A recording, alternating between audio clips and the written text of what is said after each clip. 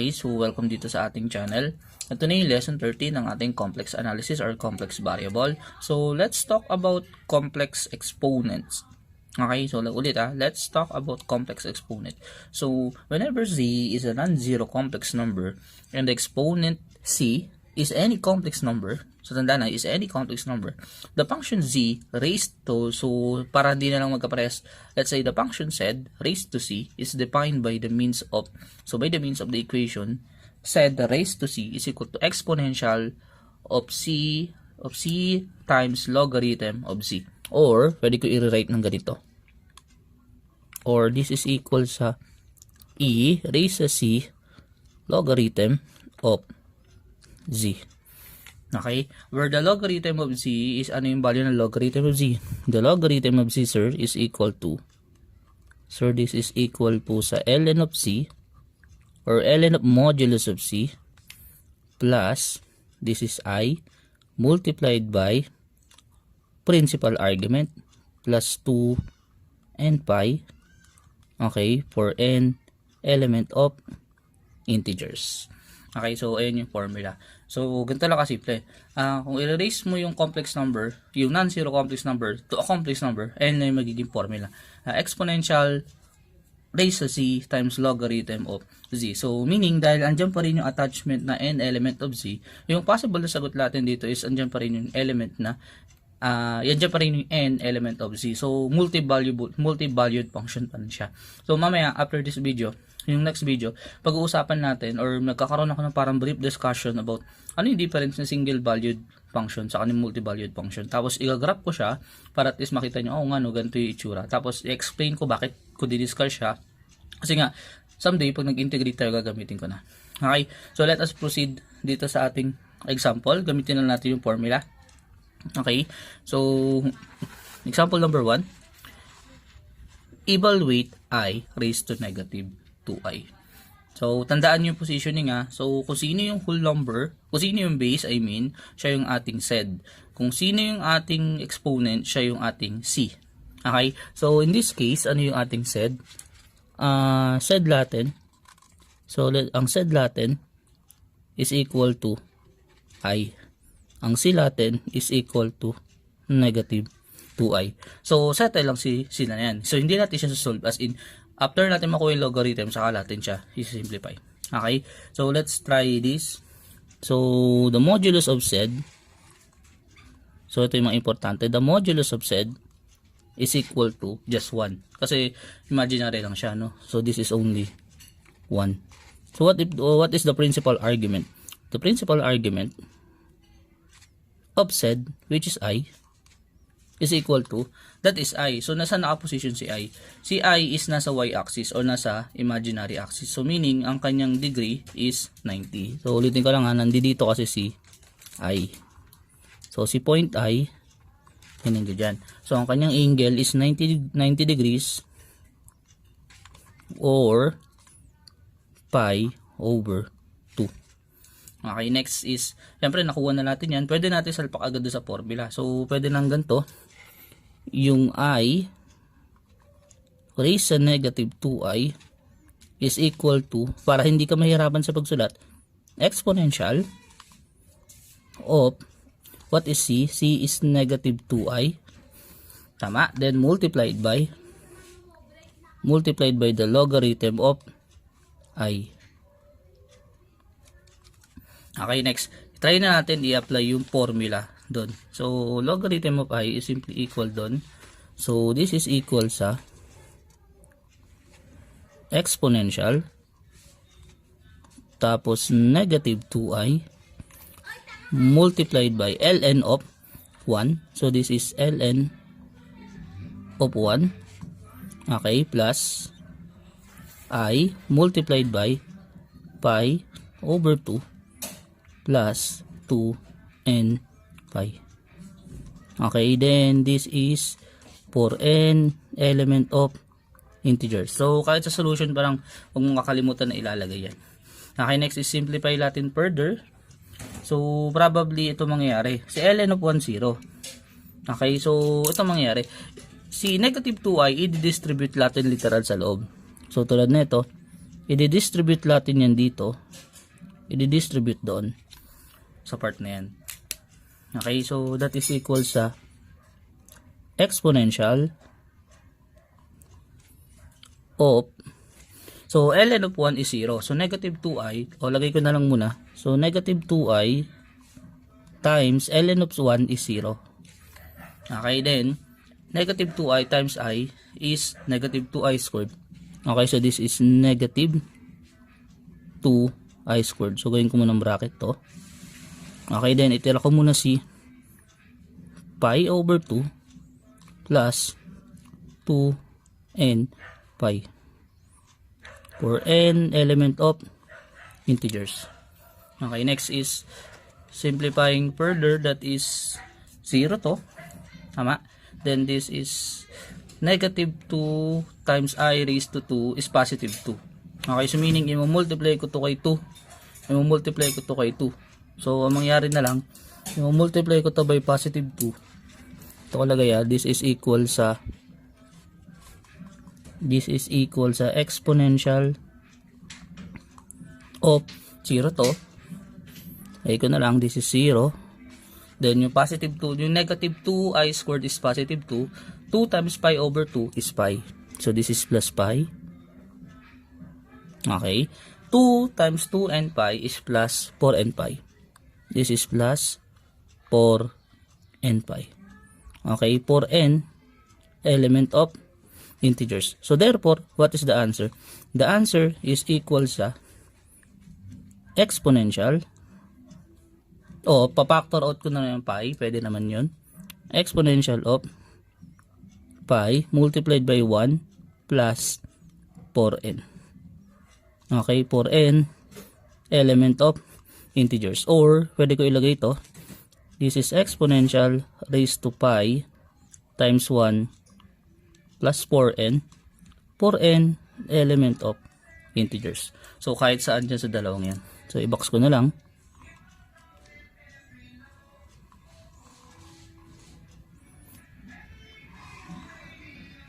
Okay. So, huwag ka magda-doubt kung nawalan ng I yung sagot mo. So, tama naman yun. Possible naman talaga na mawalan ng I. Although, complex number pa rin naman siya. Okay. So, kasi sanay ka sa logarithm na meron siya laging I eh. Pero dito, nawawalan siya talaga literal ng I minsan. Okay. So, let's have example number 2. So, 1 plus I raised sa I. So, dito, hindi natin basta-basta pwede expand eh. Okay. So, let's sulat mo si C, si Z, saka si C. Okay. Si Z natin is equal sa, this is equal sa 1 plus I. Si C is equal to I. Okay. Then, kunin natin yung modulus of Z. Okay. So, the modulus of Z or ng Z is equal to square root of 2. So, kung napansin mo, ang ginagawa na siya, rektahan na. Kasi nga, ina-assume ko na alam mo na kasi ang tagal na ng topic ng modulus, ang tagal na ng topic ng argument. Hindi ko na kailangan yan ulitin pa na isolve kasi nakakahaba din ng solution. Ikaw mismo pwede mo rin gawin itong ginagawa na sir kasi nga alam na natin yan eh. Okay, next is argument of 1 plus I. So, 1 plus I is in quadrant 3. Quadrant 1, sorry. So, quadrant 1 meaning arctangent lang yan. So, that is argument. The principal argument of Z is equal to arctangent of 1 over 1 which is equal sa 45 degrees or 45 degrees is, this is 45 degrees or pi over 4. So, tanda na, sabi ko pag hindi naman decimal, i-convert mo na siya sa radian measure. Kung decimal, sige, degree tayo. Gagamitin natin yung degree ng logarithm. Yung may degrees or naka-degree na logarithm. Okay, since meron na tayo niyan, pwede natin ilagay yung sagot o i-compute na yung ating yung kanyang sagot. This is 1 plus I raised to I is equal to, this is exponential. Okay, exponential of C, that is I, multiplied by logarithm ng 1 plus I. Okay, next is simplify natin loob sa logarithm. This is equal sa exponential, then this is I multiplied by ln. So ln of square root of 2. So this is ln of square root of 2 plus I multiplied by, anong value yun? Plus I multiplied by, kulang pala ako kanina parenthesis dito, sorry. Dapat nga square, dapat nga ano eh, curly bracket, pero okay din. So, ln of square root of 2 plus I times n, that is, oh sorry, that is argument is pi over 2, ay pi over 4, sorry, then plus 2 n pi. Okay, lagyan ko ulit dito, then for n element of integers. Okay, next is yung ganun ulit, multiply natin yung I sa lahat ng yan.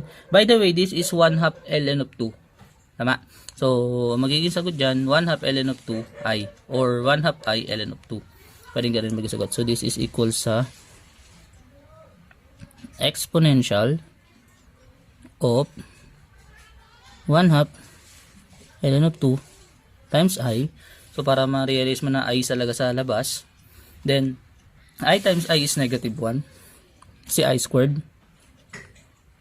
This negative 1 multiplied by pi over 4 plus 2 n pi. Okay, so dito naman sa isa to, nagkaroon pa rin siya ng I. Okay, ang nangyari nga lang, si I tumabi na kay ln. So, for n element of integers, sorry. So, this is for n element of integers. Next is, this is equal, so pwede ka na siguro makuha yung sagot. This is equal lang sa exponential of 1/2 ln of 2 times I minus pi over 4 minus 2n pi. So, pwede ko nang gawin ganyan. Okay, for n element of integers. So, pwede ulit yung exponential. Gawin na exponential patas. So, ito yung ating sagot.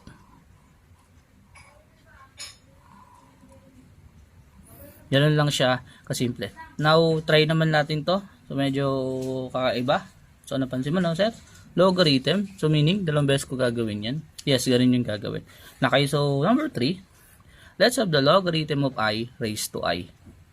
Okay, so, hindi siya nakadikit sa, hindi ganito yung nangyari ha. Logarithm of I raised to I. Kasi kung logarithm of I raised to I, pwede ko ibaba yung I. Pero, nangyari dito, kukunin ko mismo yung principal logarithm of I, then i-erase ko siya sa I. So meaning, ang unang goal natin, hanapin natin yung value ng Z natin. Okay? Kasi Z is naka-principal logarithm. So, in this case, si Z natin is the principal logarithm of I. And si C natin is equal to I pa rin. So, maduga si Z, puro I. So, pagdating sa inyo, naka-raise sa 3 over 2I, gusto yung kakaiba ng I. Okay, next is operate muna natin to part na to. Probably gamit ako ibang ballpen para mas makita natin, or para hindi nyo maano.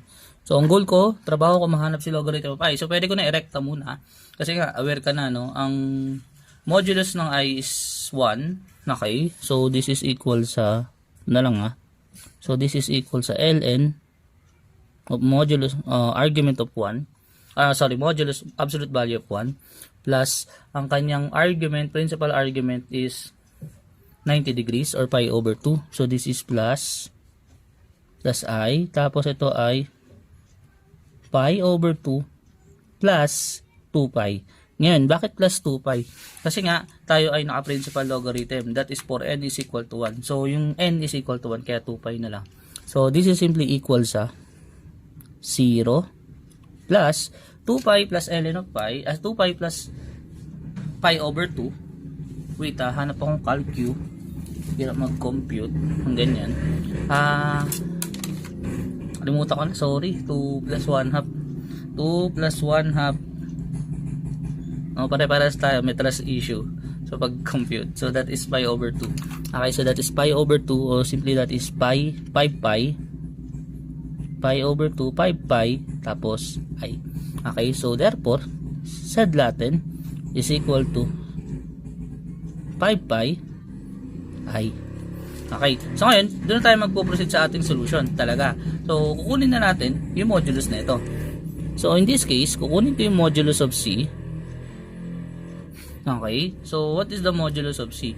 Ang obvious na ang modulus of C is siya lang kasi nga aware ka na imaginary part lang siya. Since imaginary part, ang modulus na imaginary part is just the imaginary part or positive na imaginary part. Kung real part lang din, positive part ng real part. So this is equal lang sa 5 pi. Okay, wala na yung I.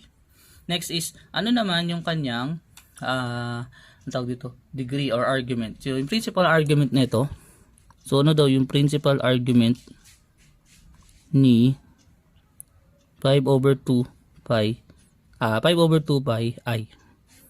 Okay, kung napansin mo I siya. Since I siya, similar lang case. Nandito lang din siya. Since I siya ay imaginary part na nandito lang din. So, yan yung 5 pi over 2. So, hindi ko alam kung nasaan hindi yan yung exact location. Pero sure ako na nandyan lang siya sa axis na yan. So, meaning that is pi over 2 or 90 degrees. So, lagay ko na lang pi over 2. Okay.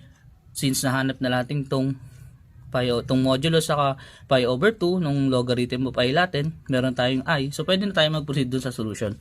So, the logarithm of I, so this is equal sa principal logarithm of I, that is raised to I, is equal to exponential. Okay, then multiplied by, this is I. Then, anong gagawin? Kukunin natin logarithm nung, this is times multiplied by the logarithm of 5/2 pi I. So, kung gusto mo lagay mo pa rin logarithm of I. O, kaso log. No, malalaglag ka dun. So, kaya nilagay ko na lang kasi iba dyan. So, ito nga, itlog. So, ilog. Okay, next is, this is exponential.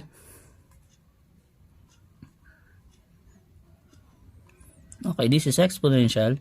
I multiplied by ln of 5/2 pi plus I multiplied by, this is, yung degree niya is pi over 2.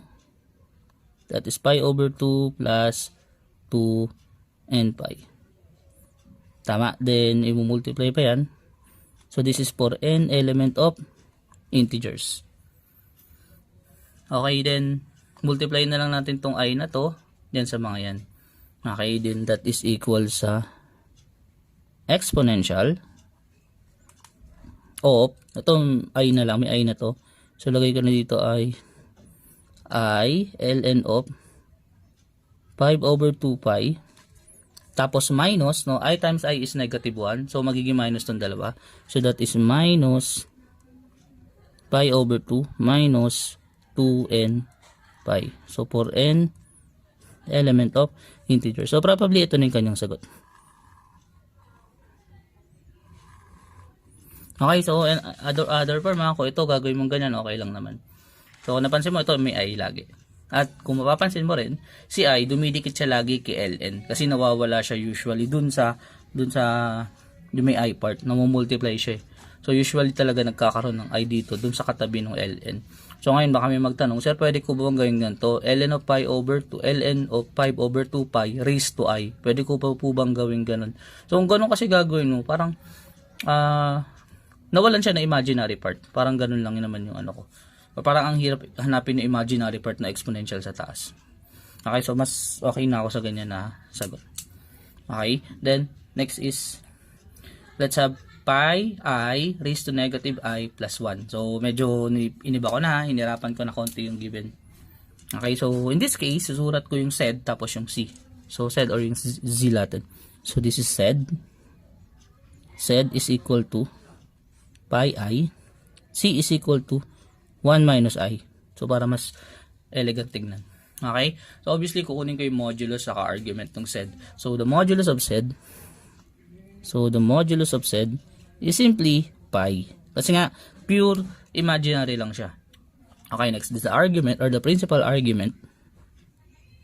The principal argument of pi I. So, since pi I, aware ka na naman, sir, pi over 2 na naman, doon na naman sa taas. Okay, so that is simply equal sa pi over 2. So, ang daya-daya talaga ni sir. Okay, next is, compute na natin si pi I. So, this is pi I raised to negative I plus 1. That is equal sa exponential multiplied by this is 1 minus I. Okay, then medyo naghirap. Then multiplied by this is ln of pi.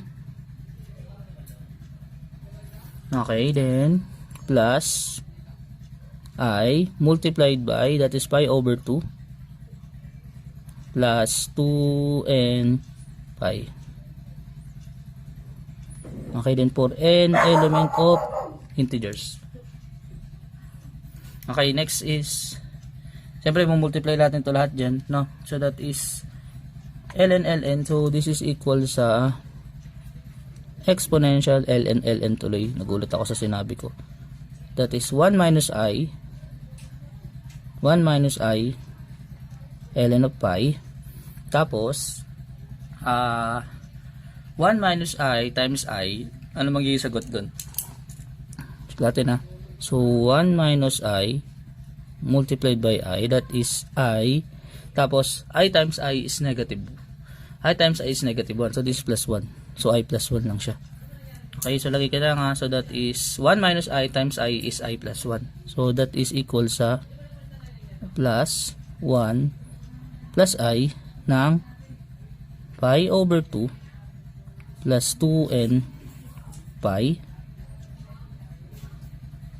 Okay, for n element of integers.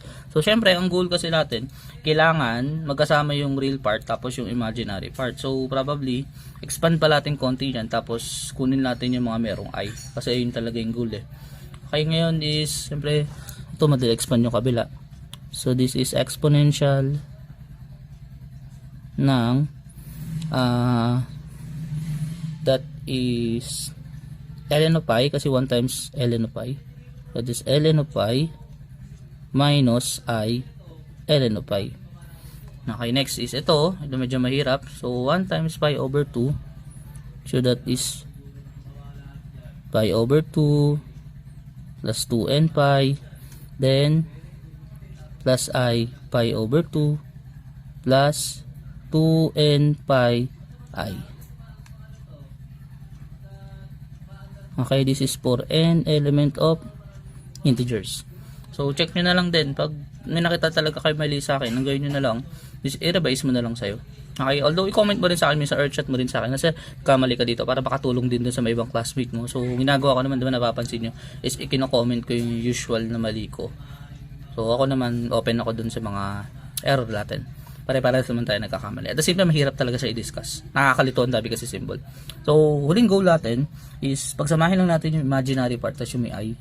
Ay yung may I tapos yung wala. So unahin ko lang yung may I o yung walang I. So this is exponential of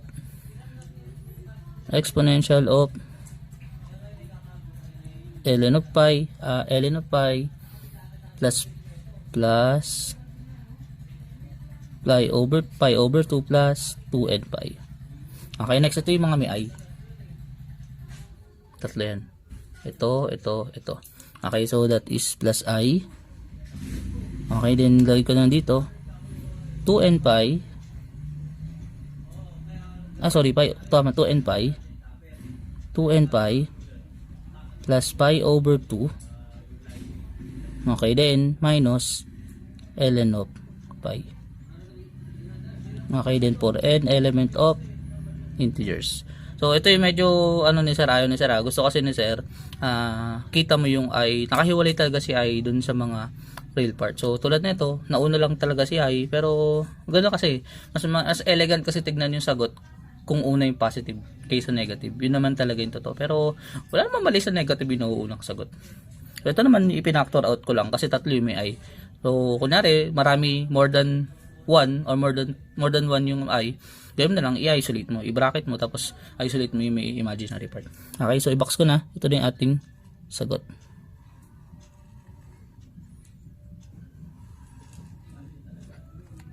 Okay, so next tayo dun sa ating principal, yung principal value ng z raised to c o ng z raised to c. Now, we have the principal value of z raised to c o ng ating complex exponent. So, the principal value denoted by PB Okay, hindi yan PBC baka basahin yung PBC. So the principal value of z raised to c is equal to e raised to c logarithm, principal logarithm of z. So ganito lang kasimple. Dito naman, kung kanina sa z raised to z, lagi lang nakatouch n element of integers. Dito, mawawala yun. Okay, so recall lang natin ano yung formula ng principal logarithm of c. The principal logarithm of z is equal to ln of modulus of z. Tama, then plus that is I, so that is I, tapos argument, the argument of z plus 2 pi. So ang gagawin mo lang, mag-multiply ka lang ng mag-a-add ka lang ng 360 degrees or 2 pi, isang rotation lang. Okay, so let's have examples. So number 1, find the principal value of negative I raised to I. So, ulitin ko lang negative I raised to I. Iba yan pag ganito Hindi yan equal dito. Aware naman na kayo doon. Okay, so paano pag ganyan? Ang gagawin mo, I raised to I mo muna, tapos saka mo yung multiply by negative, or magiging negative E raised to something. Ganun lang kasi exponential naman siya. Okay? So, try natin yan. So, ganun lang. So, si Z, tapos si C.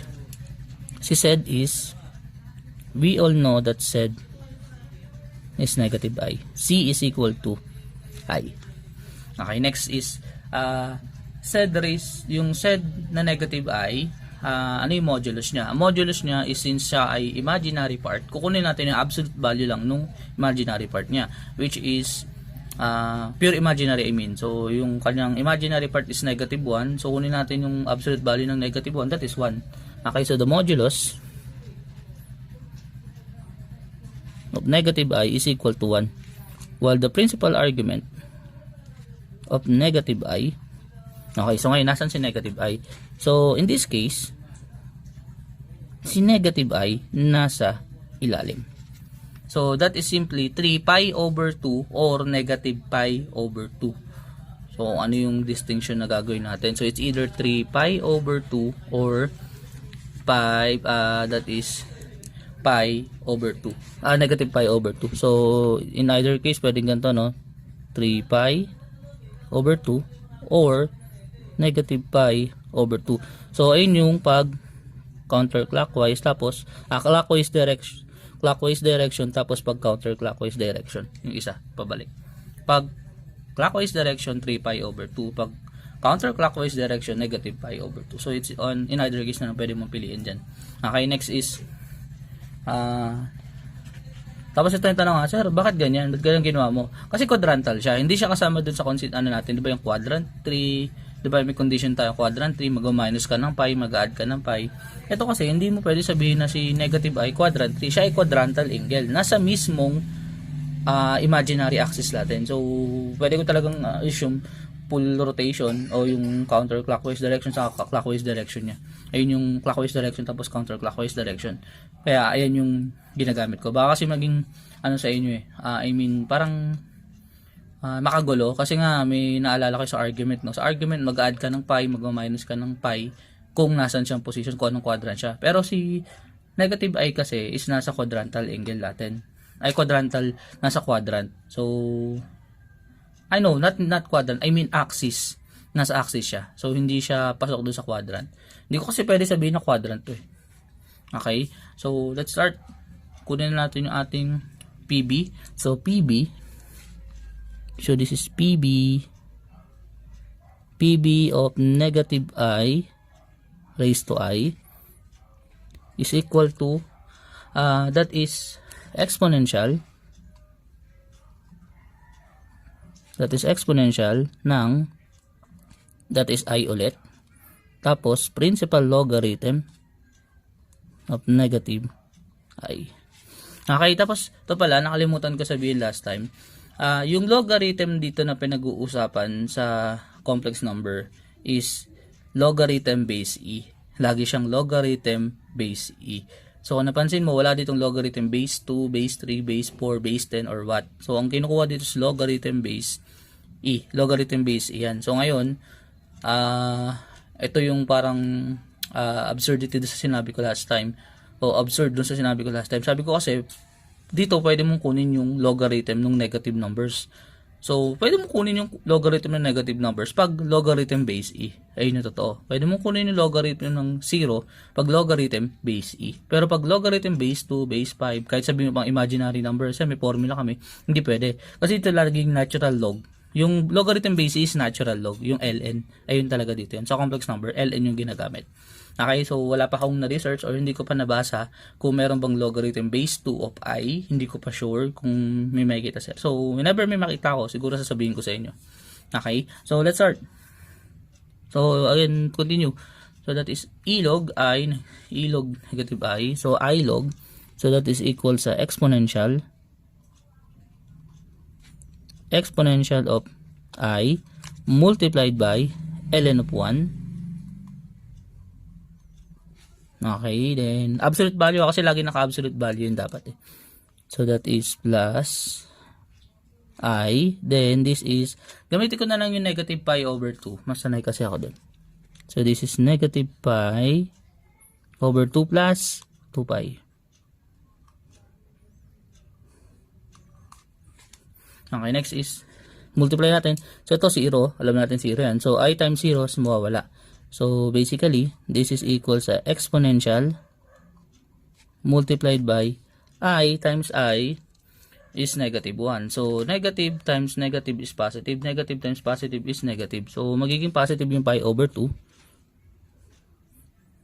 Sorry, wag ko muna yun. No? So, this is I squared. Gawin ko na, no? I times 0. Gawin ko muna. Plus I squared. Kasi magko-compute pala ako dyan. Negative pi over 2 plus 2 pi is... ano yan? 2 minus pi over 2 minus 1 half. 2 minus 1 half or 1 over 2. Trust issue talaga sa computation. That is 3 over 2. So this is 3 pi over 2. 3 over 2 pi. Okay, so simply magiging negative lang yan.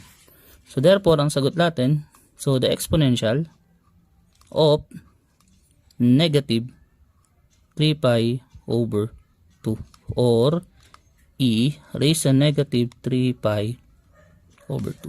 So, ayan yung kanyang sagot.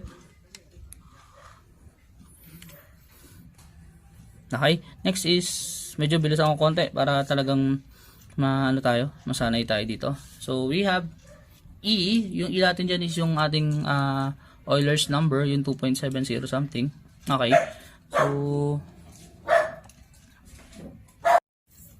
so again, sulat ko na yung Z tapos yung kanyang C. So what is Z? I-multiply ko na, i-distribute ko na, I mean to. Okay, kasi ganun din gagawin eh. So Z natin, Z is negative E over 2 minus I times E over 2 is square root of 3. Okay, then yung C natin is equal to 3 pi I. So, saan mahirap? I don't know kung mahirap. So, try natin yan yung Z or kunin yung modulus ng Z ng talagang actual. So, I mean, kunin ko talaga yung modulus ng ganito. So, modulus of Z is equal to square root nung negative E over 2 raised to 2. Okay, then plus negative E over 2 square root of 3. Tapos naka-squared. So, medyo kasi kakaiba yung ating modulus. So, that is E squared over 2. This is simply equal sa positive E squared over 4. Sorry, then plus E squared. Tapos yung 3, no? That is 3 E squared. So, that is 3 E squared over 4. So, basically, that's 4e squared over 4. So, 4 over 4 is 1. So, equal lang to sa square root ng e squared. So, modulus ng z is equal to e. Yes, may nasolve tayo ng kakaiba. Next is the argument. What is the argument? So, that is quadrant 3. So, anong ginagawa pag quadrant 3? Pag quadrant 3, nag-add ka ng pi. Sa pagkakaalala, sir. Nag-add ka ng pi. Pero check ko lang din. Ayun, check ko, mag-ano pala. Magsusubtract ka ng pi. Okay, so that is equal sa argument ng So the argument or the principal argument of Z is equal to arctan ng, that is negative e over 2 square root of 3 over negative e over 2. Okay, obviously ito ay minus pi.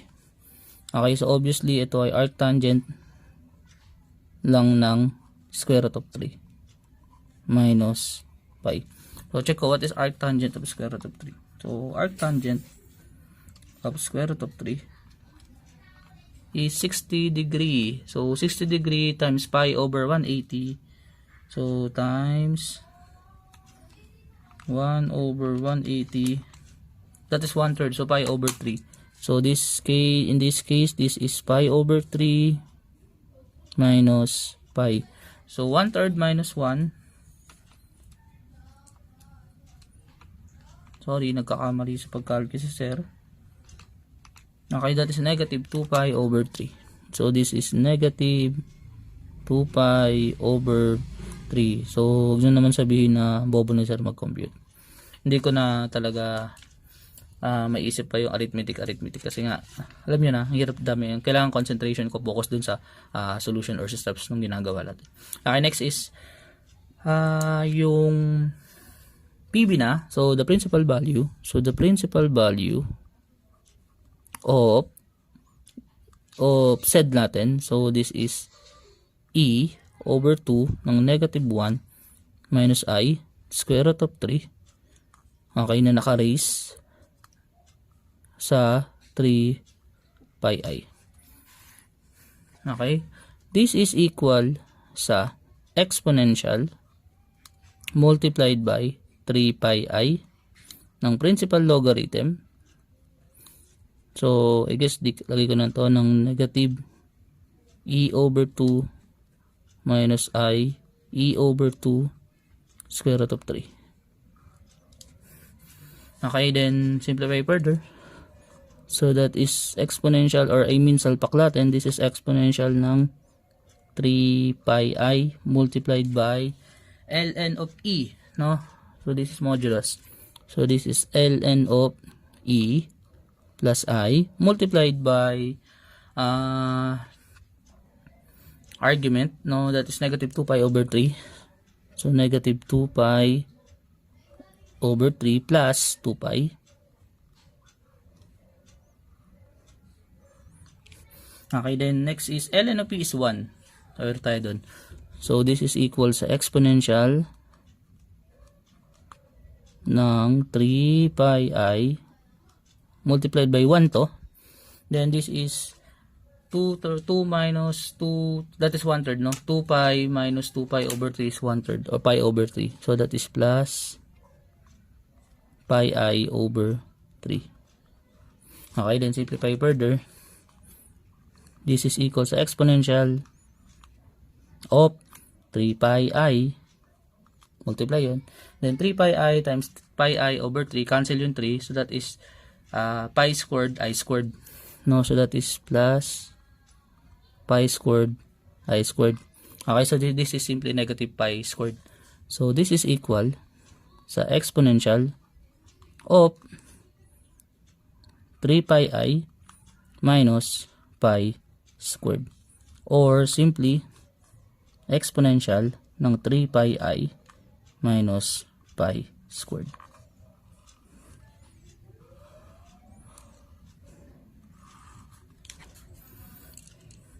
Okay, next is number 3. So if we have find the principal value ng 1 minus I raised sa 4i. Okay, so tuloy natin. So sulat ulit si Z tapos si C. So Z is 1 minus I. So Z is 1 minus I. C is equal to 4i. Okay, next is kunin natin ang modulus ng Z. Note that the modulus of Z is square root of 2. Okay, kasi square root ng 1 squared minus negative 1 squared is square root of 2. Next is the argument. That is quadrant positive comma. That's quadrant 4. So walang gagawin pag quadrant 4. Kung naalala ko, nung sabi, quadrant 1, quadrant 4, arctangent lang, no? Arctangent lang ng y over x. So, this is simply argument or the principal argument ng 1 minus I is equal to arctangent ng negative 1 over 1. Okay, walang gagawin. So, that is arctangent ng negative 1. So, that's negative 45 degrees. So, this is equal to negative 45 degrees or negative pi over 4. Or simply, baliktarin mo konti, that is 7 pi over 4. Pwede rin yun. Ay, hindi pala. Sorry, hindi pala pwede. Counterclockwise. Okay, pwede pala. Nagugulo ko sa iniisip. So, that is or 7 pi over 4. Value na pala siya mismo. Nagawa na pala natin dapat gawin. Pero ito gagamitin ko yung negative pi over 4. So, nagalagay lang ako ng pwede yung pagpilian. So, the principal value, dito ko nalagay. So, we have the principal value of 1 minus I raised sa 4i is simply equal sa exponential ng 4i times the principal logarithm ng 1 minus I. Okay, next is kukunin ko yung ating expand natin, kunin natin simplify sa loob. This is exponential. So this is exponential ng 4i multiplied by ln of square root of 2, that is 1 half ln of 2. So that is 1 half ln of mod absolute value of 2. Pwedeng ganyan na lang, okay lang. Then plus I, then negative pi over 4 plus 2 pi. Kulang pa yata. Yan. Okay, next is simplify pa further yung nasa loob ng parenthesis. That is equal sa exponential ng 4i multiplied by 1 half ln of 2. So this is plus 2 minus 1/4. So that is 2 minus 1/4. 7 over 4. So 7 pi over 4. So this is 7 pi over 4 times I. Okay, then multiply natin yan. So obviously ito ay 2i. No? So this is exponential ng 2i ln of 2. Kasi 4i over 2 is 2i. Next is maka-cancel yung 4. 4i times 7 pi over 4. 7 pi I over 4. So cancel si 4. Tapos I times I is negative. So magiging negative 7 pi lang. No? So this is negative 7 pi. Okay. So therefore, ito yung kanyang sagot. Okay. So napaka dali niya. Tuloy pa natin.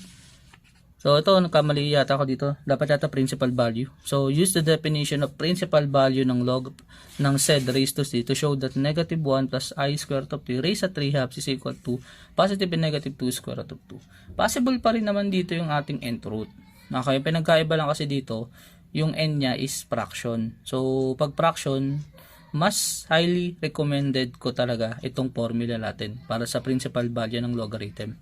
Si said raised to c o yung PB ng said raised to c, mas highly recommended ko pag ganito yung mga given.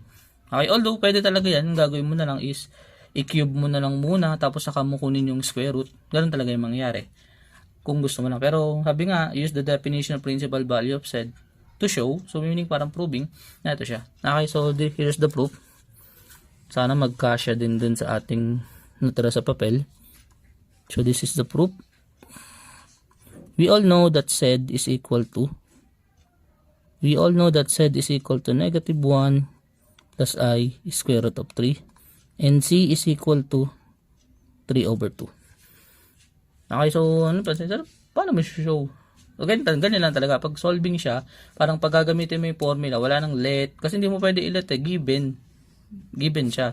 So, hindi mo siya pwede i-let kasi pag let, meaning nag-assume ka ng value. Dito hindi mo in-assume. Talagang given siya. So, kaya nakalagay dyan. Walang let, naka-equal lang. But possible din talaga yung lalo pag solving. Ganyan. Tas proof. Okay, then, this is equal sa the modulus the modulus of c is equal to negative 1 squared plus square root of 3 squared is 2. No? So that is 2. Then yung argument niya, yung argument ng said natin, anong ano yan? That is quadrant 2, tama? Since quadrant 2 siya, kasi negative 1 comma square root of 3, so magma-minus tayo ng pi. So that is arctangent. So this is simply arctangent ng square root of 3 over negative 1 minus plus pi, sorry. Okay, so try natin. So arctangent ng negative square root of 3. Kasi negative yan, no? So that's negative 60 or negative pi over 3. Ganun yung gagawin, no? Negative pi over 3. So this is equal sa negative pi over 3 plus pi. So that is equal sa 2 pi over 3. So yun yung kanyang argument. Okay, next consider natin. So consider si PB of negative 1 plus I square root of 3 raised sa 3 over 2. So this is equal sa lagay ko ng rekta. This is exponential of 3 over 2. Okay, then the principal logarithm ng negative 1 plus I square root of 3. Kita pa kaya? Next is complete natin. So this is equal sa exponential ng 3 over 2 multiplied by ln of 2. Kung tama ako ng pagkakompute, that's ln of 2 plus argument ng plus I tapos 2 pi over 3 plus 2 pi. So hoping na parehas sa sagot. Okay, next is 2/3 plus 2. Complete ko lang konti. So we have 2/3 plus 2. Pwede ko lang. 8 over 3. Okay, so compute ko lang further. This is equal sa exponential ng 3 over 2 ln of 2 plus 8 pi. So this is 8 pi over 3 I. Okay, so kuha lang ako ng ibang extra sheet ng papel. Kailangan yata siya talaga i-solve. So check ko lang that is ln of 2 3 pi over 2. So simplify pa natin further. Then natin compute. So this is exponential ng 3 pi over 2 ln of 2. Next is multiply ko yun. That is 3 halves times 8 over 3 is 4. Kasi cancel si 3 tapos 4. 8 divided by 2 is 4. No? So that is 4 pi over 4 pi I. So that is plus 4 pi I. Okay, so ang goal natin dapat maging ganun. So dito na lang sa likod. So that is exponential ng 3 over 2 ln of 2 plus 4 pi over 2. So dito ko nalagay So ang sabi that is E raised sa 3 over 2 ln of 2 plus 4 pi I. Okay, so obviously pwede siyang biyakin something. Okay, so that is simply equal sa ganito. E raised sa 3 over 2 ln of 2 tama din times E raised sa 4 pi I. Okay, itong part na to aangat ko yung 3 halves.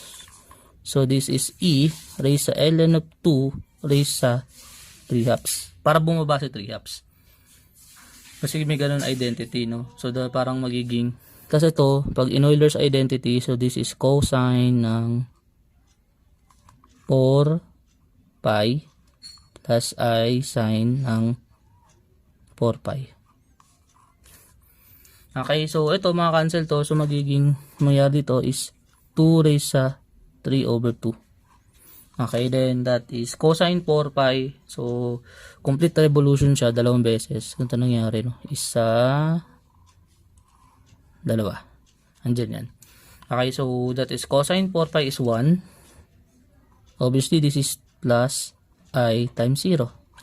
Okay, so basically this is square root ng 2 raised sa 3 times 1 plus 0. Or simply this is square root ng 8. Okay, note that the square root of 8 is positive and negative 2 square root of 2. And this is done. Okay, so nakuha ni sir at nagawa ng paraan ni sir para maging ganun. So napansin mo no, tamang manipulate lang wala dito. Okay, then napunta tayo dyan. So hoping na na-gets mo yung pag-prove natin dun sa part na yun. So let's have example number 5. So consider the non-zero complex number c sub 1 is equal to 1 plus I, c sub 2 is equal to 1 minus I, and c sub 3 is equal to negative 1 minus I. Verify, nagkamali si sir ng type. Verify if, ito yung una. Kaya yan kasi verify the following dapat ka. So, ayun na-realize ko mas maganda ganito na lang. So, kasi wala yung isang value. Okay, so verify if the product of c sub 1 and c sub 2 raised to I is equal to the product of c sub 1 raised to I times c sub 2 raised to I. So, let us check yan. So, walang proving, verify lang naman. So, consider natin yung una. C sub 1. Itong left hand side. Ito yung left hand side. So, the left hand side is equal sa dito. So, c sub 1 is 1 plus I. So, that is 1 plus I. Multiplied by c sub 2 is 1 minus I. So, 1 minus I. Raised sa I. So, obviously, 1 plus I times 1 minus I is 1 squared minus I squared. So, I squared is negative. So, 1 minus negative 1 is positive 2. Kasi 1 minus negative 1 is 1 plus 1, which is equals to 2. So, this is simply equal sa 2I. Okay. Next is, syempre, kukunin natin yung kanyang modulus tapos yung kanyang argument ng 2. Okay. So, yung side natin dito sa part na to is 2. Yung C natin is I. So, we have the modulus of 2 is just 2. The argument of 2. So, since nandito siya, okay, purely real siya. So, that is equal sa 0 degree or 2 pi. Okay, so, mas safe tayo dito sa 0 degrees or 0 pi. Or just 0 pi. Or 0. Para lang makita nyo mamaya sa computation. Okay, so note that we need to solve 2i. So, 2i. So, the principal logarithm. So, PB yung kukunin natin since PB naman yung topic. The principal value of 2 raised to I is simply equal sa exponential of I times logarithm or principal logarithm of 2. Okay, this is equal sa exponential ng I. So, that is I multiplied by ln of 2, no, ln of 2 plus 0 plus 2 pi. Okay, so simply obviously ito ay 2 pi. Okay, so this is only equal sa exponential ng I ln of 2 tapos plus 2 pi I. Okay, so ayan yung value niya. So, check daw natin kung equal yung pag hiwalay natin siya minultiply. So, yung right hand side, consider natin. So, ito yung right hand side.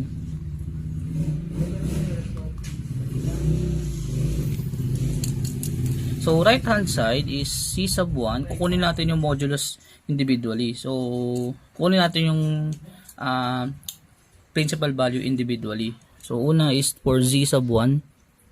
So, for c sub 1, we have 1 plus I. C sub 2, we have 1 minus I. Okay, so check ko lang yung value. So, the modulus. So, ang goal natin, yung modulus nito. So, again, ano yung C dito? Yung C dito is I. Nice. So, kung kaya naman pagsabayin natin. Kasi mo-multiply din naman later on. So, the modulus ng C sub 1. So, the modulus of C sub 1 is equal to square root of 2. Yung argument niya ng C sub 1, obvious naman, is square root na 1 over 1. So, 45 degree. No, that is pi over 4. Okay, dito naman, ang modulus ni C sub 2 is square root of 2 din. Kanyang argument ng C sub 2. So, dito malaki pinagkaiba. Since quadrant 2 siya, magdideduct pa tayo ng pi. So, argument ng negative 1, ng negative, arctangent ng negative 1 is negative 45. Plus, so pi, so that is negative pi over 2. So, negative pi over 4 plus pi pa. Okay, so that is simply 3 pi over 4. So, ready na natin kunin yung product nilang dalawa. So, yung C sub 1, okay, so we have this. So, we have 1 plus I raised to I multiplied by 1 minus I raised to I. So, that is simply equal sa dalawang exponential. So, this is exponential. So, gawin ko na lang E para di nakakalito rin. Kaya ko na lang konti. So, this is exponential ng I logarithm of 1 plus I multiplied by E raised to I ng principal logarithm ng 1 minus I. Okay, so sana ganito yung lumabas. So we have this is equal na lang equal sa I multiplied by ln of, so 1 half ln of 2 kasi square root of 2 yun, kasi ln of square root of 2, ganyan yung magiging positioning. Tapos pi, no, pi over 4 plus 2 pi, add ko na sa 2 pi, so that is 5 pi over 4, I guess. Check ko lang ha. So 2 pi 2 plus pi over 4 kasi 9 over 4, so 9 pi over 4.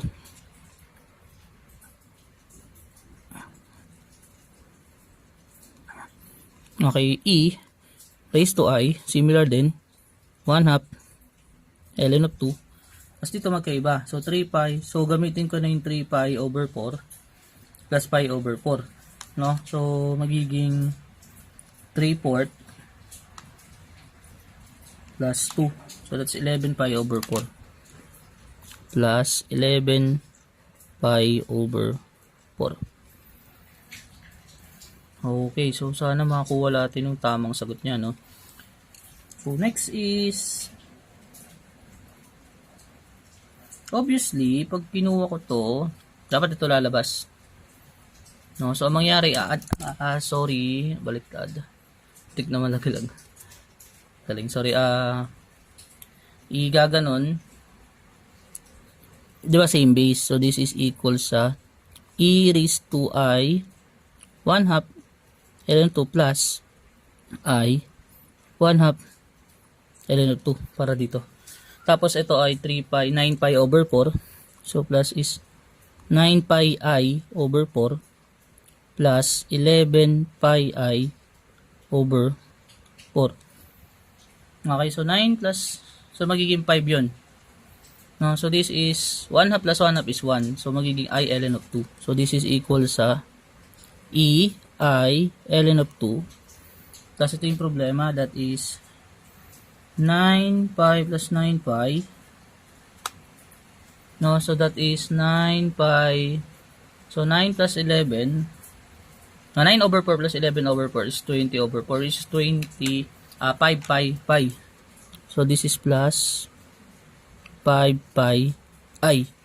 Yan, ito yung concern ni sir. Saan tayo nagkamali? Kasi dapat parehas eh. Ang nangyari, 2 pi I to. Hindi ako sure but ganyan yung nangyari natin. Okay, so ang sagot kasi dito is 2. Tama ba? Kasi sa atin na 1 plus I, that is 1 squared minus 2 talaga. No, kasi I squared is negative 1. So, negative I squared is positive 1. So, 1 plus 1 is 2. So, ngayon, ano nangyari? Ang nangyari, sir, is just, check ko lang, baka kasi may mali tayo sa pag-solve. Yung argument kasi na ito is pi over 4, no? Pi over 4 plus 2 pi. So, 1/4 plus 2, 9 over 4. Tama naman. Next is ayun, sorry. Nagkamali si sir dito. This is quadrant 4. Okay, so we will never add itong part na to. Itong part na to, x. Negative pi over 4 lang talaga siya literal. Tama. So, ang mangyari, diba, 9 pi over 4 to. Ito dapat is negative. Ang mangyari, itong part na to, burahin ko na lang to ha. So, itong part na to, dapat, negative pi, negative 1/4 plus 2. That is 7 over 4. So, this is 7 pi. So, plus 7 pi I over 4. Okay, doon nagkamali si sir. Sorry. So, obviously, ito ay 7. Ngayon, that is 4, no? That is 4. That is 9 plus 7, that is 16. Okay, so, ulitin ko lang ha.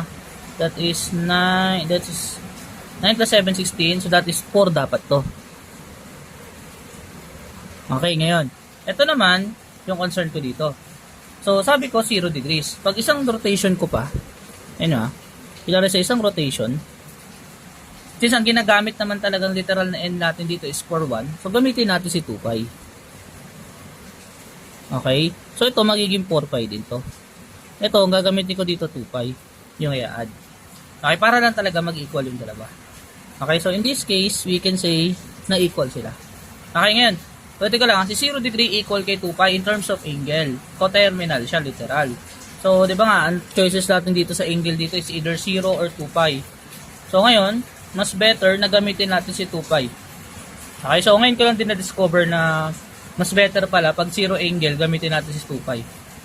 Pag real number. Pinari, argument na real number, mas okay na gamitin natin 2 pi or 2 pi. Although 0 lagi sinasabi ko, gamitin natin si 2 pi kasi mas safe.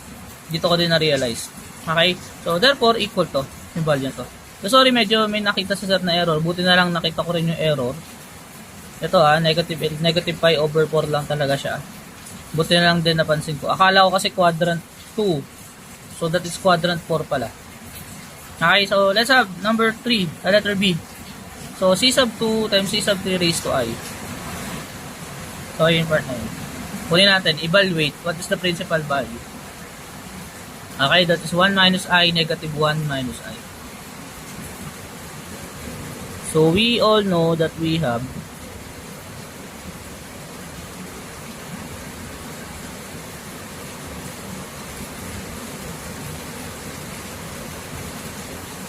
kabaliktad lang ha. C sub 3 times C sub 2. Parehas lang naman yun. Okay, then obviously, negative 1 times negative, that is simply equal lang dito sa negative 1 squared minus plus I squared. Positive, sorry. This is positive, tapos may negative sa labas. Tapos I. Kasi pwede ko arrange to ng ganito eh. Pag in-arrange ko siya, ganito yung tsura. Unahin ko si negative I minus 1. Tapos, si negative I plus 1. So, product ng sum and difference. No? So, that is negative I squared. So, that negative plus negative, that's positive I squared. Negative times positive, that is negative positive 1 squared. Tapos, ba't naka-squared pa to? Should be 1 lang. Okay, so obviously, ang sagot dyan is negative 1. No? Dito lang ha. Ito lang i-consider ko. Itong part na lang na to. Nagulo tayo dito. So, ito ay positive I squared. Tapos, minus 1 raised sa 2. So, this is simply negative 1 minus 1 raised to 2, which is equal sa negative 2. So, naka-raise yan lahat sa I to I. Okay, so ito yung hinahanap natin ng principal value. Yung negative 2 raised sa I, sorry, parenthesis. Okay, so we have said, what is said? Said natin is 2. The modulus of said is square root of 2. This is negative 2, sorry. The argument of negative 2 is, nandito siya, sa part na to. Siya, si negative 2. So that is pi. Okay, so next is, kunin natin yung kanyang principal argument. So the PB of negative 2 raised sa I is equal to what value? This is exponential ng I, then logarithm, principal logarithm ng negative 2. Okay, next is equal to sa exponential ng I multiplied by ln, no? I think that is ln 1 half ln of 2, tapos pi plus 2 pi is 3 pi. Okay, then simplify further. This is equivalent sa e raised to I 1 half ln of 2, ginawa ko na lang plus 3 pi I. Yan, try pa natin i-simplify further siya para mas elegant tignan. Ay, sorry, wag natin simplify further. Pag sinimplify kasi natin further, yung ginawa ko kanina, katulad neto. So, pag sinimplify further ko siya ng ganun, ang magiging sagot neto ay, check natin kung possible. Okay, so possible pala, no? Ngayon ko lang din na-realize, baka possible, baka pwede sagutan. So this is e raised to I ln of 2. May ln eh. Ito yung mag-Euler. Wag na lang. Okay lang pala, wag na. So ganito na lang. Pinaka-simplified form niya, this is e raised to 1 half ln of 2 plus 3 pi. Yan sagot niya. Kasi, sir, bakit di mo nasi-simplify tulad ng ginawa mo kanina dito? Ito kasi, kaya sinimplify ko pa further, ginugol ko na hanapin to. Okay? Ngayon dito naman, ang mangyayari, pag isinilpak ko to sa Euler, may ln, cosine of 1 half ln, which is hindi naman natin kaya i-simplify. So, meaning, dito na lang tayo sa sagot na to. Okay, so therefore, the value of c sub 2, c sub 3 raised to I is itong value na to. Okay, so hoping na nagets mo yung ating lesson. Sorry kung medyo may mga error ulit si sir, pero I think naman yung mga error ngayon hindi na yung literal na nag-mark mo sa video talaga for history. So dito nababago ka pa naman kahit pa paano. So hoping na sunod ko pa dun sa ating flow na lesson natin.